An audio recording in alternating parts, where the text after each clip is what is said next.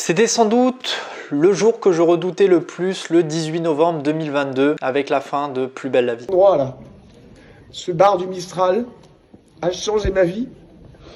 Vous pouvez pas vous imaginer à quel point est-ce que la fierté que j'ai, c'est que cette place et nous tous, on a changé la vie de millions de personnes. Et ça, je pense que avoir pu faire ça, changer la vie de gens, d'avoir un impact absolu chez les gens tous les soirs, je pense qu'on peut en être très très fiers. Bravo à tous. Merci. Hey, what's up tutu, j'espère que vous allez bien. On se retrouve aujourd'hui pour une toute nouvelle vidéo. Nous allons parler de la fin de Plus belle la vie, mon ressenti sur le final et mon avis sur le Prime. Nous allons commencer par le Prime avec un Prime vraiment pour ma part qui a été à la hauteur de mes attentes. Après, je ne sais pas si ça a été à la hauteur de vos attentes, mais en tout cas, c'est-à-dire qu'on a réussi à créer une fin heureuse et ouverte, peut-être pour en faire une suite par la suite ou pas, mais ça je reviendrai plus en détail dans une vidéo même, car on a quand même pas mal de choses et d'informations concernant une potentielle suite, un Plus belle la vie 2.0. J'en reviendrai dans une vidéo même, car on a quand même pas mal d'informations, mais revenons au sujet, c'est-à-dire ce Prime de Plus belle la vie, ce final. Donc je prends en compte que vous avez tous vu le Prime, les deux épisodes qu'on a eu au tout début et le documentaire pour parler un petit peu à cœur ouvert, on va dire entre guillemets, sur ce final de Plus belle la vie. Donc à commencer par justement les 7 mariages et un enterrement. Donc on était à l'honneur sur le fait que Roland a vraiment été quelqu'un d'emblématique dans la série. C'est vraiment le pilier même du Mistral, de cette place marseillaise. Il a vraiment fait rayonner le cœur de tout le monde. Il est un petit peu considéré comme un petit peu le grand-père de chaque personnage de la série. Et même pour nous, on avait un petit peu cet esprit de grand-père, un petit peu fusionnel par rapport à ce qu'il pouvait dire, ce qu'il pouvait apporter à tout le monde. Et ça, vraiment, c'était bien de lui rendre un hommage. Et voilà, en créant justement 7 mariages et un enterrement autour de ce personnage. Donc nous avons eu du coup des revenants comme Guillaume Lézerman qui pour ma part a été vraiment un gros coup de cœur. Je voulais absolument qu'il y ait ce personnage qui revienne avant la fin de la série.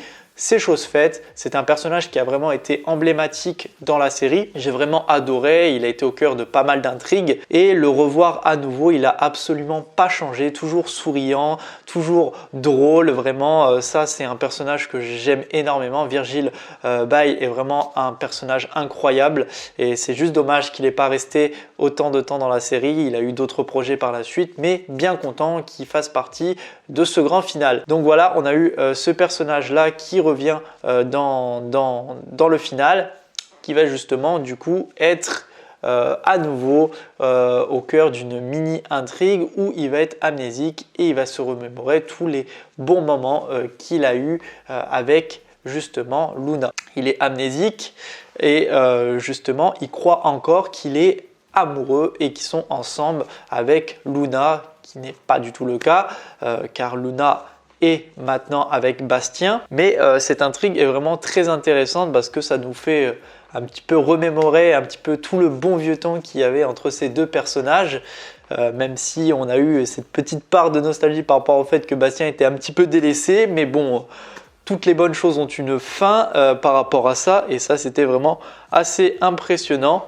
Ensuite, on a eu le retour à nouveau de Jawad. Jawad qui était aussi un personnage emblématique dans la série. Il a fait virer le cœur de Estelle durant plusieurs années. Il a été aussi au cœur de pas mal d'intrigues et c'était bien aussi de l'aborder à la fin, sachant qu'on ne l'avait pas vu avant. On avait abordé les autres personnages comme Pavel, on avait aussi Livia, mais on n'avait pas encore parlé de lui et donc c'était vraiment important de faire un petit comeback sur la fin en se rapprochant de Estelle.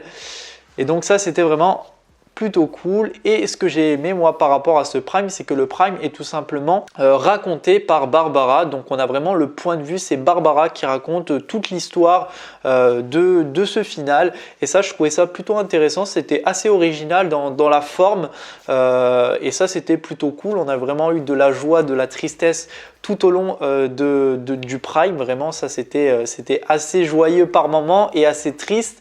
On a eu justement aussi le rapprochement à nouveau entre Barbara et Abdel. Une très bonne joie parce que tout simplement c'était vraiment ce que j'avais envie, sachant qu'on sait que le bébé que Barbara a et celui de Abdel, et je voulais avoir cette fin comme ça, bien figée sur le fait qu'on les voit tous réunis autour de cette place du Mistral avec avant la célébration de tous les mariages qui était vraiment plutôt intéressante et vraiment un grand bravo aussi à Laetitia qui est un personnage que j'aime énormément avec le mariage justement de Kevin et sa copine, je ne sais plus comment elle s'appelle, mais qui lui dit justement qu'elle est transgenre et ben, sa mère lui dit mais vas-y fonce mon fils. Et vraiment, elle a toujours été adorable, elle s'est toujours battue pour sa famille et ça vraiment, ça a été un personnage vraiment coup de cœur aussi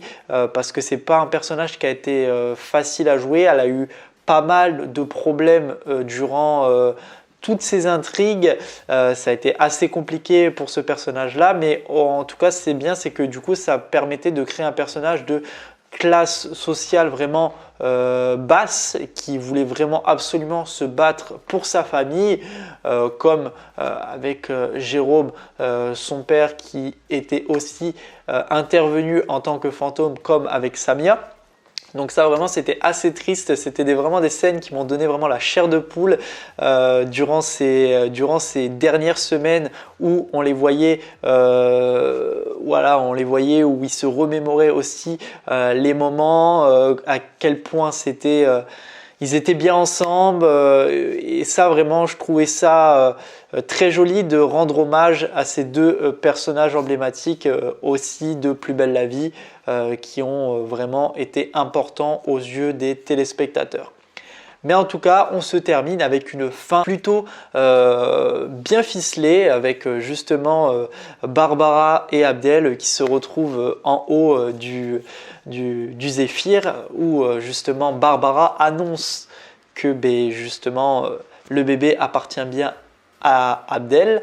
Et ça, c'était vraiment très triste mais très joyeux en même temps parce que c'était une scène vraiment impressionnante. Pareil avec Kylian et Betty qui était vraiment improbable on va dire durant plusieurs semaines parce qu'on savait même plusieurs mois que Betty était un personnage quand même assez ambitieux, assez compliqué. Elle détenait quand même des propos assez déplacés envers Kylian. Kylian s'est toujours battu pour essayer justement d'être à ses côtés tout au long de ses problèmes et vraiment Betty a été un personnage vraiment impliqué dans son rôle et vraiment ça a été impressionnant, comme tous les acteurs de Plus belle la vie qui se sont succédés, que ce soit des personnages secondaires ou des personnages vraiment importants qui ont fait toute la ferveur de Plus belle la vie. Vraiment, ils ont tous été au top du top, vraiment, ils sont tous talentueux, ça vraiment, il n'y a rien à dire par rapport à ça. Et voilà, mais justement, sur cette fin, vraiment, avoir le dernier mot de la relève de Roland en ouvrant le bal sur cette fin qui est justement avec cette musique que j'aime énormément, Tout le bonheur du monde, qui est chantée d'ailleurs par Laurent Kérusoré, alias Thomas. Je ne l'ai même pas reconnu sur cette fin, vraiment. Il a une voix assez exceptionnelle qui était vraiment impressionnante. J'ai vraiment aimé cette fin avec ces plans en drone, toute cette joie, cette chorégraphie, ces sourires, tous les personnages qu'on revoit. On voit dans le public Rudy, Johanna, Ninon. On avait aussi Lucas, le fils de Blanche et François. Vraiment que je ne l'ai absolument pas reconnu, mais vraiment c'était une ambiance juste incroyable qui pour eux a dû être vraiment assez compliqué à jouer parce que justement c'était la dernière scène du Prime. Bon, ils avaient déjà les tournages qui continuaient au fur et à mesure parce que le Prime avait été déjà tourné bien avant, mais pour eux, ça a dû être quand même assez triste de se dire que là, ils tournent vraiment la fin de Plus belle la vie. Pour être vraiment honnête avec vous, c'est la première fois que j'ai pleuré devant une série. Même pleurer tout court. Parce que je ne pleure jamais devant un film, devant une série. Mais devant celle-ci, vraiment, j'ai été hyper ému et j'ai vraiment pleuré. Parce que c'est quand même une série qui fait maintenant partie du patrimoine français culturel. C'est une série qui est quotidienne, donc qui nous a emportés pour ma part pendant plus de 10 ans. De me dire que c'était mon petit rituel, de me dire que chaque soir à 20h10, 20h15, 20h20, 20h25, j'étais devant ma télé et je regardais Plus belle la vie pendant ces 25 minutes et on nous montrait ces différentes intrigues, ces différents personnages, cet amour, cette joie, cette tristesse qu'on avait parfois et on traitait tous les choses du monde dans lequel on vit, dans tous ces trucs sociaux auxquels Plus belle la vie s'est vraiment attaché, avait vraiment envie de dénoncer certaines choses et ce qui a permis à certaines personnes de pouvoir essayer d'être aidées grâce à la série. Et c'est vrai que par rapport à tous les interviews qu'il y a eu, les reportages, les documentaires, beaucoup de personnes s'en sont sorties grâce à cette série. Donc c'est vrai que cette série a eu vraiment le cœur battant pendant plusieurs années. Elle a fait vraiment une grande partie de sa vie auprès des Français. Depuis 2004 jusqu'à 2022, c'est quand même énorme. Après, j'ai quand même ma petite part de déception sur le fait et mon petit coup de gueule qu'il y a des séries qui sont beaucoup plus médiocres que ça. Je ne vais pas cracher dessus.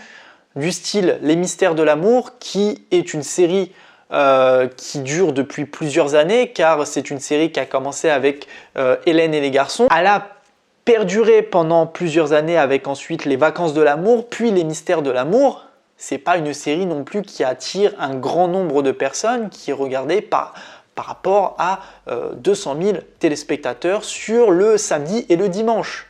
Sachant que c'est une série qui dure à peu près entre 40 et 45 minutes le samedi et le dimanche. Si on comptabilise le fait que Plus belle la vie s'étale sur 5 jours, ça fait le même nombre de minutes et pratiquement le même nombre de budget, peut-être un petit peu moins important sur Les Mystères de l'amour, mais qui a uniquement 200 000 spectateurs et qui n'a pas un jeu d'acteur non plus exceptionnel. Certes, c'est la série qui le veut, c'est JLA Productions qui est juste comme ça, et même pourquoi pas JLA Productions qui pourrait reprendre absolument la série, mais bon, je ne vais pas m'étaler là-dessus, mais c'est vrai que pour ma part, par rapport à ça, c'est quelque chose qui m'attriste parce qu'il y a des séries beaucoup moins importantes qui ont pas le même succès que Plus belle la vie et pourtant continuent à vivre, et c'est juste dommage. C'est juste dommage parce que vraiment, Plus belle la vie aurait pu durer encore plusieurs années car vraiment elle était la série emblématique qui a su se démarquer des autres et même elle se démarque toujours des autres parce qu'elle est incomparable entre Un si grand soleil, Ici tout commence ou Demain nous appartient. Ça c'est clair et net, elle est impossible à être comparée.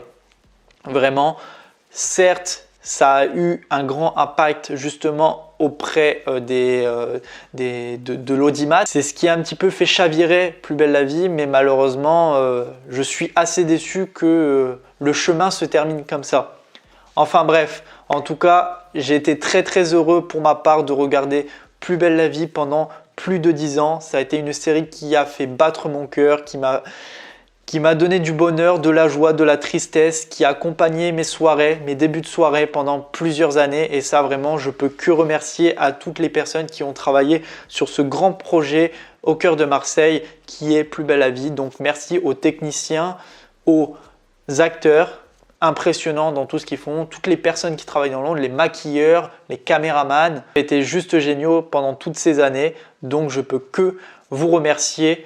Et merci à toutes les personnes qui ont regardé la série de Plus belle la vie pendant toutes ces années. Vous avez fait vivre la série pendant 18 ans et ça, on peut que vous en remercier. Merci à tous d'avoir regardé cette vidéo. J'espère en tout cas qu'elle vous aura plu. Dites-moi vous votre ressenti dans les commentaires. Est-ce que vous êtes triste que Plus belle la vie soit terminée? Dites-moi votre acteur préféré. Parlons de tout ça, votre intrigue préférée, votre moment le plus triste. Dites-moi tout ça, ça m'intéresse énormément qu'on puisse parler de cette série encore et encore dans les commentaires. Je reviendrai vers vous pour parler un petit peu plus de l'après Plus belle la vie. Est-ce qu'il y aura une suite? En tout cas, c'est ce que certaines personnes essayent de faire, essayent de se battre pour continuer à faire vivre celle-ci. En tout cas, j'espère que cette vidéo vous aura plu. N'hésitez pas à me le faire part dans les commentaires, à la commenter, à la partager et surtout vous abonner. Allez, salut tout le monde, peace!